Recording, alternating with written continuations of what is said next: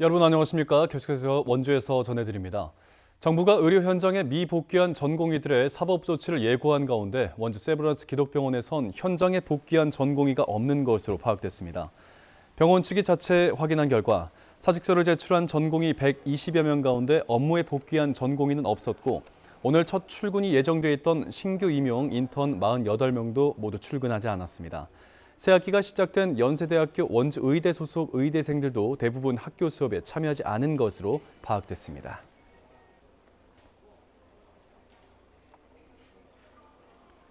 내년도 의대 정원 신청 마감일인 오늘 강원도가 의과대학 증원 신청 상황을 파악하고 있습니다.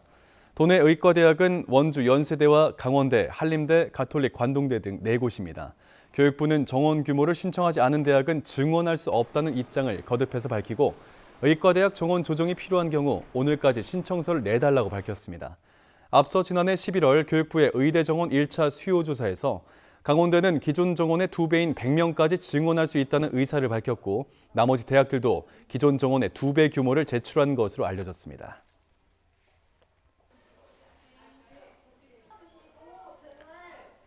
한우의 도시 횡성군이 가축 분유와 음식물 쓰레기와 같은 피해 자원으로 도시가스를 생산하는 정부의 공모 사업에 선정됐습니다.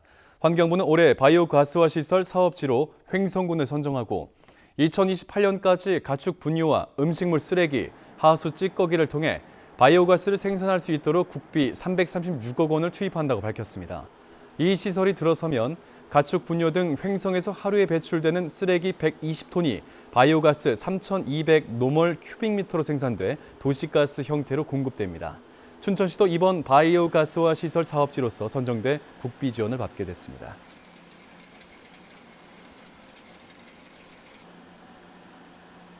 영월군에 위치한 국가지정 보물인 창절서원이 오늘부터 무료로 상시 개방됩니다. 운영 시간은 오전 10시부터 오후 4시까지로 방문객들은 문화해설을 통해 창절사의 유래, 유교 기본 예법 등을 배울 수 있습니다.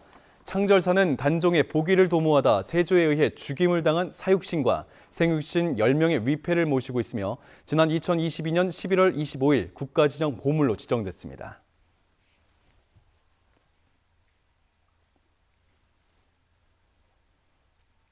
평창군과 강원도 경제진흥원이 오는 22일까지 강원 평창몰 신규 입점 기업을 모집합니다.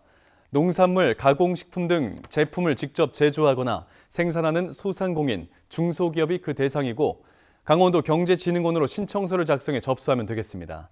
강원 평창몰 입점 기업으로 선정되면 기업별로 온라인 쇼핑몰 구축 지원과 유지 보수, 각종 마케팅 컨설팅과 교육까지 받을 수 있고 네이버 스마트 스토어, 쿠팡, 11버가 등 대형 오픈마켓에 실시간으로 상품 연동도 가능합니다. 2020년 9월에 오픈한 강원 평창몰은 지난해 기준 총 12억 원의 직간접 매출을 올렸습니다.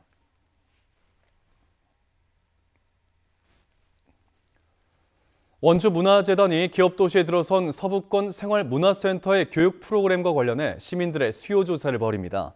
수요 조사는 온라인과 오프라인 설문 방식으로 진행되고 개설 희망 교육 분야, 교육 시간과 방식 등 센터의 운영과 관련된 시민들의 전반적인 의견을 수렴합니다.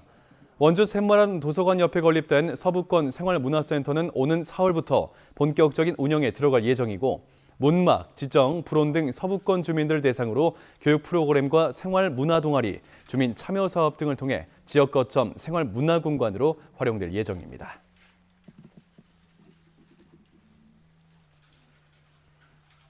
올해 1학기 강원도교육청의 농어촌 유학 프로그램에 참여 학생은 140명으로 지난해 첫 시작학기 때보다 4배 이상 늘었습니다.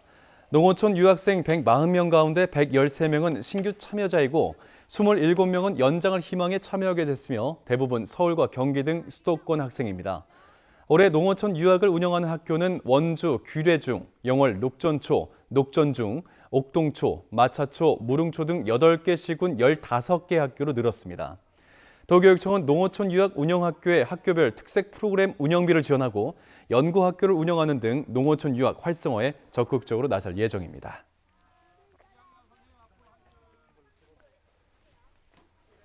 전국적으로 사과 재배 면적이 줄어들고 있지만 강원도 내 사과 재배 면적은 지난 30년 동안 3배가 넘게 증가한 것으로 나타났습니다. 농촌진흥청에 따르면 작년 말 기준 도내 사과 재배 면적은 1,679헥타르로 1993년 483헥타르보다 3.5배가 늘었습니다. 같은 기간 사과의 주산지였던 대구 경북 지역의 재배 면적은 44%가 감소했는데 이는 지구온난화의 영향으로 연평균 기온이 8도에서 11도의 서늘한 기후에서 잘 자라는 사과의 주산지가 북상하고 있는 것으로 분석되고 있습니다. 뉴스를 마칩니다. 고맙습니다.